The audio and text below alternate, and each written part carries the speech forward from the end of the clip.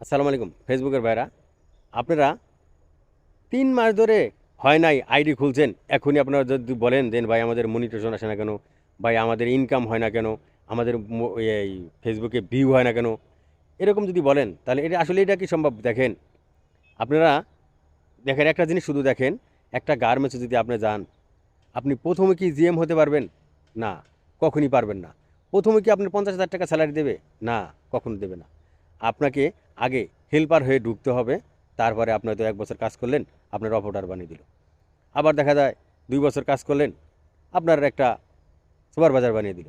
আবার যদি 3-4 বছর গেল কিংবা 2-3 বছর যাই গেল, আপনাকে আবার লাইন চেপে দেবে। এইভাবে ধাপের পর ধাপ এগোতে হবে। তারপরে যদি আপনি জিএম হন, তারপরে যদি আপনাকে মাসে 50,000 1 লাখ টাকা বেতন পান। এটা করলাম, এটাই করলাম নিয়ম। আজ আপনি ফেসবুকে এসে এখনই যদি বলেন ভাই আমার মনিটাইজেশন আসলো না কেন, আমার ইনকাম হয় না কেন, এটা কি সম্ভব? ধৈর্য ধরে কাজ করেন, অবশ্যই সফলতা একদিন পাবেন।